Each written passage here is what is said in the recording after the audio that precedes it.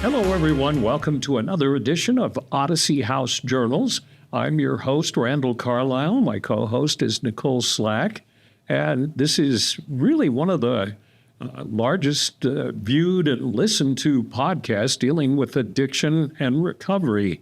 And one thing that we think about a lot and talk about a lot is that who was the politician who said it takes a village? Was that Hillary Clinton, or was it Nancy Reagan? Or no, Nancy just said, just say no. Yeah, that was Nancy. That somebody said it takes a village. And even though this podcast is not aimed at pushing Odyssey House, it really is aimed at talking about the road to recovery and how it can be successful. And one of our community partners that we work so closely with and is so important to our program is a program called FTR, Fit to Recovery.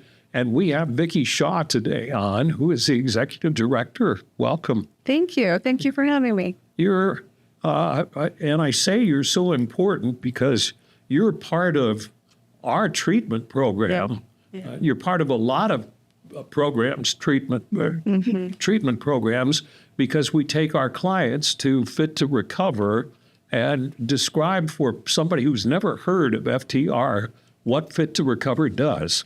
Yeah, so we are a nonprofit. We are a community center here in Salt Lake. We also have a location in Provo. We run some classes up in Park City as well. But really, our whole mission is to build community and connection, and we do that through 4 different pillars. So fitness, nutrition, creative arts, and community service, which in reality are all are part of that wheel of health, right? And all important for people getting getting sober and recovery. But more importantly, they're just avenues really to build community, which is really the important piece for people to stay sober. I know a lot of people, in terms of the way you work with our program, I mean, how many times a week do our clients come to your place? Oh, a lot. We probably, and I don't know exact number, but it's probably somewhere between 20 and 30 classes a week. We have Odyssey in there, and we see the majority of your clients. We're also in your CATS program in the jails, and we come to some of your programs internally, the mental health programs and the youth as well. We bring classes in there too. That's right. I did see you once in our adolescent program, and they look so forward to you coming. And our clients, as you well know, maybe when you were a client, you weren't looking forward to it, Nicole. But I wasn't. But a lot the clients do. I think our house specifically went 3 times a week. Really? And I go to the women's mental health and men's mental health house for different reasons now for my work, and they just rave about FTR. It's like, what are you doing today? And then they'll like, nah, but tomorrow we have FTR. I'm like, yeah, they love it. And we love them too. I know a lot of people in recovery who, once they get out of a program, who are in recovery, you have a lot of social aspects that, is it a Friday night music night or something like that? We do Friday night open mic night. And then the first Friday of the month is a rap cypher battle, which is a huge hit. So, I mean, it's really just to create somewhere safe for people to come, show that sobriety can be fun. It does not just have to be AA meetings and treatment, but it's fun too. So we do quite a few activities for people. And see, that's so important. One of the things that when I finally decided to stop drinking, I thought I can't have any fun anymore. I'm not going to laugh or do stupid stuff I did in bars and stuff like that. And it takes a while in sobriety, in recovery, to realize that life can be fun. Yeah. Well, the other thing we see a lot too, and particularly our creative arts, is there's so many creative people in recovery, and a lot of them think that they have to have the substances to create the music or the art. And so just watching them realize that they can do it sober too, and sometimes better sober, it's really cool to watch when that light bulb goes off and like, hey, like I don't need this. I can still be that person without the substances. We participated for several years in a program called, is it Art for Recovery, something like that? Are you aware of that? Anyway, it's It's once a year they ask a bunch of treatment places to provide artwork. Oh, that's right. And then they do a show, right? Yeah, and then they do a show. And when we've put out the word to our various houses, some of the artwork is incredible. Incredible. You know, Yeah. and of course, I'm biased because I'm an alcoholic in recovery, but I'd like to think that an awful lot of people dealing with addiction have very creative personalities. Have you noticed that? Absolutely. Yeah. I mean, I've been in this field for 25 years. I started with adolescents, and I was just always blown away when they were able to create and the creativity there. If it's written word, if it's song, if it's dance, if it's art, just so much creativity. And you have this wonderful facility in for people watching around the world and everything. It's in basically sort of a downtown area of Salt Lake City, in a neighborhood that's somewhat maligned called the Ballpark neighborhood. Yep. And describe your facility because it's so cool. The way it's spread out, you have like a commercial kitchen, you have an exercise area. Yeah. So our old space, we were really just in a warehouse with a gym area. We had a really small kitchen upstairs. So we'd sometimes would have like 20 people trying to do a cooking class in that kitchen. So about 2 years ago, we moved into this beautiful space in the Ballpark area. And that was intentional. I mean, we wanted to be in that neighborhood because it needed some love. It needed a new perspective. Still does. It still does. It was close to tracks and it was close to our old location. But more importantly, it has two different spaces. So we really got to not just increase the services in fitness, but also creative arts and kitchens. So yeah, it's broken up in two buildings. So the one building has two different gym areas. And a lot of times we have two fitness classes going on at the same time, or a mobility and a yoga or something like that. And then the other space is this beautiful creative art space that all of our members have. All the artwork in there is done by our members or our staff. And then, a big station teaching kitchen for people to really come in and learn cooking skills. It's a cool kitchen, too. It's really cool. Yeah. So, I mean, it's just been incredible the amount of growth that we've had in 2 years just because of the space and the opportunities that we're able to offer. So what I find somewhat important is the fact that it's a social gathering of people in recovery. So so it's safe. Why is that important? I mean, USARA does the same thing. Yeah. I think just a little bit about me. I've been a substance use counselor for 25 years and worked primarily in the treatment realm of things in different levels of care. And I think the frustrating part for me, which you guys know, is just that revolving door in and out of treatment. Right. And a lot you of get times, out, you go back to some of your old friends. Yeah, and exactly. And that lacking piece is really just a safe space to go and build community. And so we've really taken a look and we're really intentional with how we do things. We take a trauma-informed approach. So it's like in fitness, it's never about who can go the fastest or who can build the most weight. It's how many really pounds can you lose? Exactly. That takes that out of the picture. And it's really just how do we get people to connect while they're moving? How do they build community while they're moving? How do we help them feel safe and seen? And that's the same in creative arts and nutrition. And then our fourth pillar is that community service. But they've got to be able to feel safe. And that comes just with the intentionality of everyone's welcome. It doesn't matter. Like last night we had somebody come in that had been drinking and she was so tearful and so upset and so shameful that she'd relapsed, and watching 5 community members just pull her on the couch and wrap their arms around her and offer support and resources. And it's just this magical space that people just come and build community. It's not really about the workout. It's not really about the, music, but it's about how do we come together and build community. You said you've been doing this for 25 years. Yes. But you're not in recovery. I am not.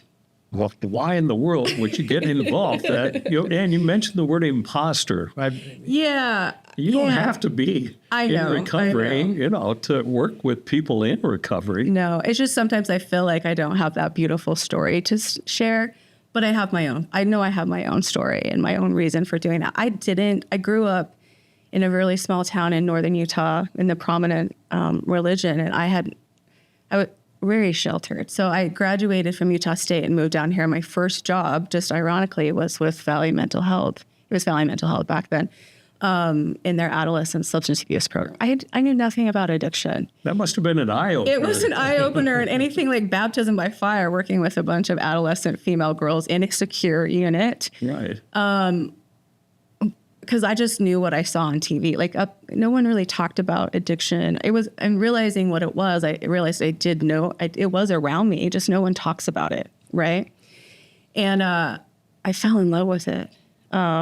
I quickly learned. I was thinking about this morning, but the first client that I remember working with was actually a 12-year-old female, and it was the first time I really realized that this isn't about peer pressure. This isn't about just acting out. This was about trauma, and this 12-year-old girl who, just hearing her story, and it wasn't unique to the other girls in the unit necessarily, but she was 12, and hearing all the trauma that she had been in, just this isn't about any of this. And these guys just really need to be seen and have safety and been listened to. They haven't had that in their life. They haven't had that safety. And so right then I fell in love with it. I fell in love with that population, and I've been in it ever since. 12 would be, what, 6th or 7th grade? Mm-hmm. Wow. Yeah. I can see how that would impact you. Yeah. Yeah.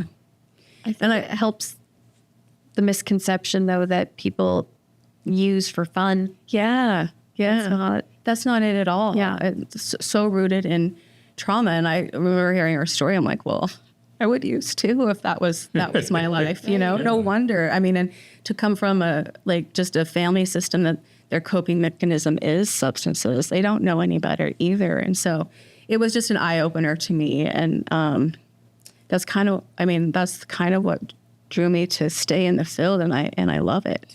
To put that in perspective, for those of you who don't know anything about Utah, northern Utah, and you said it was a small town? Yep. Name of the small Tremont.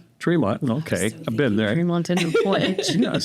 Anyway, it's a semi-rural part of Utah, and it's predominantly members of the Church of Jesus Christ of Latter-day Saints.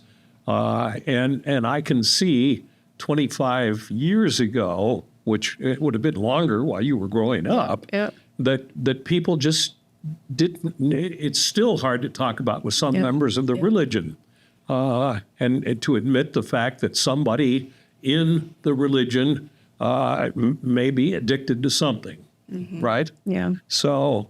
And back in my day when I was growing up, it was just because I had so many alcoholics in my family, and nobody ever used the word alcoholic. They said, well, he just drinks a lot.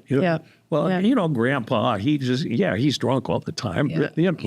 But so we've come a long way since you started in 25 years. Absolutely. What have you seen that is significant in terms of the way we deal with substance use and things like that? I think the amount of community resources out there, similar to what we do, but there's so FTR many. would not, my God, 25 years ago. Right. And really just realizing more that it's a disease, right? And there's more supports out there. I think the stigma is still there, of course. I think it will probably always be there, sadly, but I think it has lessened some, and I think there's just more resources out there for people. And thank goodness organizations like yours sprang up. And it was started by a person I know fairly well who also is in recovery was he an alcoholic? I think he was.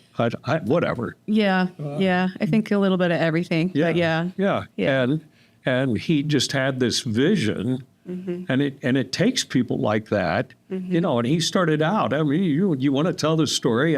He started out with such humble beginnings at Sugar House Park. Yeah, he really just got out of treatment and had this brilliant idea and just kind of knew what worked for him and knew that when he worked out, he felt good. And when he worked out with other people, and nutrition. And back then he wanted to be a rapper. Still would have loved to see that. But one day, maybe still. He's a tall white guy, so and rhythm is not probably his forte. So Yeah. So he really just put an ad out on Facebook and invited people to come meet with him and work out at Sugar House Park. And I think he said, a couple times there'd be like one person, the next week there'd be 30. And it just really blossomed into this beautiful organization of what it is today. And I think the last 2-3 years has really just been pivotal in our growth and allowing us to get not just fitness. I think that's where most people are introduced with this. So they think we're just a gym, but really into this huge community center with all sorts of resources and options for people. And the cool thing is your organization is only going to keep growing because you have this symbiotic relationship with treatment centers around here. So if somebody coming through, say, Odyssey House has come, like the house you were at, goes 3 days a week to FTR, and when they get out of the treatment program, many of them will keep coming back. Yeah, and that's kind of the purpose. I think we're working right now with about 38 of the local recovery centers or programs. Did you say 38? Yeah. So we see somewhere between 1,500 to 1,700 people in our doors a week. But that's their introduction to what we do. So that's our hope, right? Is that they introduce to a safe space with people that they already know in treatment. And then they're more likely to come after treatment. And that's where the majority of our community comes from. And I can't emphasize how critical it is that, if you're in a treatment program, you're presuming you're not going to be using at the time. Most of the time. Yeah. And a lot of people, Nicole, you and I have talked about this, are scared when they get out of treatment because it's like, I had this controlled environment, and all of a sudden I'm free to go back to people that I used to hang out with or forge a new life. And sometimes that's very, very difficult. Yeah, building the connection while you're in treatment is huge. And staying connected with that community. Yeah. Yep. And that's why something like FTR or USARA or anything that deals with people outside of a treatment program is so important. Yeah, I think, in my opinion, it's the key to staying sober and starting recovery. Really, So treatment is absolutely necessary, but it's the aftercare. So many people they just go back out to what they know, or even if they're going home to a semi-healthy community and relationship, oftentimes there's so much shame and guilt and damage to those relationships. And being sober for the first time and kind of having to work through those is really hard. And so it's important for them to have a safe space to come to where they can be around people that understand and get them, and they can rebuild those relationships. So a lot of the people who do relapse after they get out of treatment do go back to their old life. Yeah. And it's hard.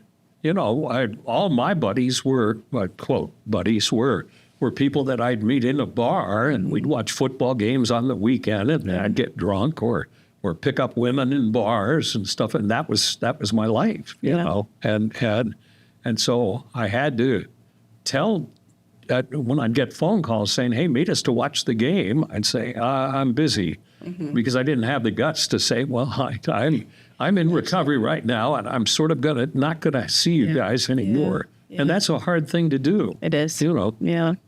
I think it's what you brought up about dealing with relationships that you've damaged and then now having to deal with it sober is a huge thing where people try to go back and they're like, well, I'm back where I was and no one's drinking. But yeah, you're having to face all the damage you did. Yeah. So yeah, having that place to escape to where it's okay. People kind of understand and have been through it as well. It's what's really cool about our community is before every class, we do a circle up and we connect and we check in. And in some classes, we have a beautiful community member that just celebrated like 36 years of sobriety. Wow. Yeah. And in the same class can be someone like, I'm like 2 days sober, right. And really being able to see that there's hope and that we're all in this together, really. I'm curious what Did you grow up in a good Mormon family? Yeah. Okay. A good Mormon family from little old Tremont, Utah. What did they say when you started working in the field you're in? I mean, did they say, what in the world are you doing this for your... Yeah, I mean, a little bit. I my family, bless their heart, I think they're still fairly naive to it as well, but they've been really supportive, actually. I think they saw that I loved what I did, and I've been able to kind of share a little with them too, so that they're not, it's still Tremont. Well, then for people who live in Tremont, and they like it that way, right? And someone that's grown up there their whole life, there's nothing wrong with that. No, not at all. But I did realize how sheltered I was and how much more there is moving down here, and I'm grateful for that. You're a nonprofit, so do people pay to go to your program? Or, I mean, I know Odyssey pays you, so our clients can go to the program, which would be a source of revenue. But what about just the average person if they want to come to your program? So we do have a membership fee. We keep it low. It's $50 a month, and that includes all of our programs. However, we don't ever want finances to be a barrier. So we have a lot of scholarship options available. And we'll work with people too. I think what we see a lot is people will get right out of treatment or right out of jail and need to be on a scholarship. And as soon as they start working, they want to give back, right? Sure. But they can't pay the $50. So we have some people that pay $10 a month. We really just don't want finances to be a barrier. We just want people there. So we'll figure it out. Well, we're a nonprofit, you're a nonprofit, and I presume that you're always in search of more funding. Yes. Yes. How do you stay alive? Yeah, I mean, we do have a pretty strong fee-for-service model at working with the treatment centers and memberships and those kinds of things. And we do a meal prep, so if anyone's interested, we sell a meal prep. Yeah, so we have our staff cook 5 meals so that people pay $40 and can come pick up. And it's just homemade, healthy food, easy. God, I'm interested. We'll get you signed up. I'm single and I hate cooking. Same. So If they for whatever reason I don't do it that week, I eat like a 5-year-old. So I get it. and so anybody can Anyone can do that. So yeah, we'll get you signed up. We'll bring you some milk. homemade meals. Yeah, 5 of them, and then so we have that revenue stream. But the other half of our revenue comes from grants or donors. And that's enough to keep you afloat. Yeah. In your early days, I used to MC, or you had a yearly bash at the old place. Yeah. We do 2 fundraisers a year. We started, instead of that, we moved to a 5K. So we do a big 5K in June, which is a big fundraiser opportunity for us. And then we do, our biggest one is the Giving Tuesday that we do every year in December, November, whenever the Giving Tuesday decides to pop up. We were cooking a meal for our adolescent house, and I remember, and you come to them, right? Yeah. They also come to us on Saturdays. Oh, do they? Yeah. Oh. Yeah. I remember when we were cooking that meal, I think it was the same day that FTR was coming to our adolescent house, and the kids were just so excited. Yeah. Yeah. Do you see them when they come to your place? The adolescents? Yeah. I don't, because Saturday is my one day off. Yeah, okay. So I don't see them. But yeah, they come regularly. And it must be rewarding to be doing something like that. And one of the reasons our clients like to come is to get out of the house. Yes. Right? Sure. Except, I know you're an exception, but you want to describe the first time you came to FTR? Yeah, I was at the house and they were like, Nicole, we need one more body or we can't justify going to FTR. So I went and I sat. Now I feel really bad that you guys had to replace that door. No. It's only just because we moved out of it. Okay, because I set up the little, I'm assuming box jumping mats, and I set them up and wrote my name on the garage door next to so many names. Yes. Is how I'm going to justify that. No, that was the key piece of that building. I mean, years of people signing their name and writing their recovery dates, and it was beautiful. Yeah, and I was like, oh my gosh, that was so fun. So Did you participate at all in anything? I participated in the circle at the beginning and the circle at the end, Okay. and that is it. And then I spent time writing my name on the door. Well, so you sort of participated. Yeah, I just wasn't there with the working out, and I'm still not there. I worked out a lot during my addiction, and so I need to work on my mental health still, and then I'll get into it. I had a little bit of body dysmorphia, eating disorder stuff, so I'm worried that if I start working out, it'll trigger it. So I talked to so many people who are out of a program now who love going to the open mic on Friday night. Can you describe that a little? It's you can just do anything you want. open to everybody. You can sign up, and you can get up on stage and do it. So we have poetry or rapping or singing or all sorts of things. It's just it's really cool. It's a really fun event. And you get a fairly large crowd for that? Yeah, and it's open to any of the treatment centers. So I know a crew from Odyssey comes every Friday and participates, and they can win. We have a recording studio, so we offer the winner. Well, that's for the not open mic. I'm jumping a little bit to the rap battle, but if they win that, they win some studio time and get to record whatever they want to record. That was one of your, the guy who founded the program, that he was really big on having a recording studio, which is pretty cool if you're, and it's fairly, it's high professional stuff. Yeah. It is. We spent a lot of money on it, so it better be. But yeah, it's really amazing. I mean, it's just, because a lot of people don't have that opportunity, right, to be able to do. And the other thing that we do with it, with some of the treatment centers, it's just a audio journal, so they can come in and talk through kind of where they're at, because not a lot of people want to write down their feelings, right? They can voice it, and I mean, this is kind of seems a little bit silly, but I've seen people like come in just angry and upset. They're like, I just need a safe space to go in and scream, and they'll just go in and let it out in that booth. So it serves a lot of purposes, but it's a really cool thing that we offer to people too. Yeah, you just have such a cool program. How did like I say, it's, and I don't mean to demean the neighborhood at all, but it's described as a somewhat sketchy neighborhood. Yeah. How did the neighbors accept the fact here you have hundreds and hundreds of drug addicts and alcoholics coming to your place? The community has really been really supportive and really rallied around us, and I think we've helped it a little bit. When we first moved in, there was a lot of vacant homes across the street. In fact, I remember before we moved in, E and I were actually over there, and all of a sudden one of them started on fire. And I just have to share this because it's funny, but all of a sudden you see this guy come out of his house with this is in the winter, shorts, no shoes, no shirt, and an axe running across the street. So we're kind of like, what are we getting ourselves into?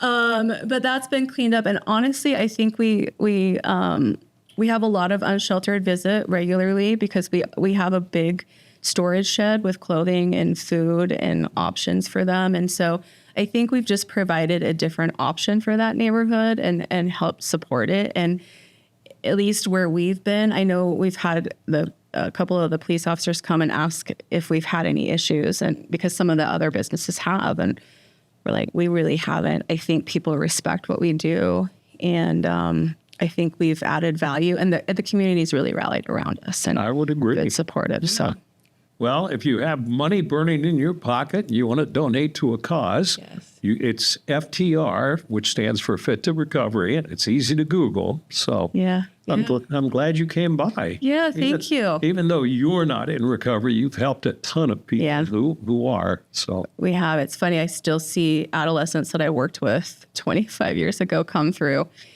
and remember me, and I'm always like, is that good or is that bad? Yeah. But I remember you back then. Well. But it's good, and it's been a really fun journey. And like I said, I'm really I'm really in my dream job, and I'm really grateful to be a part of this community and to be here today. So We're grateful for FTR and what you do to help us. So thank you very much for being here. you're welcome. Nicole, good to see you again. You too. Maybe next time at FTR, you do more than write your name on something. But Yeah, that's why we have way more than fitness.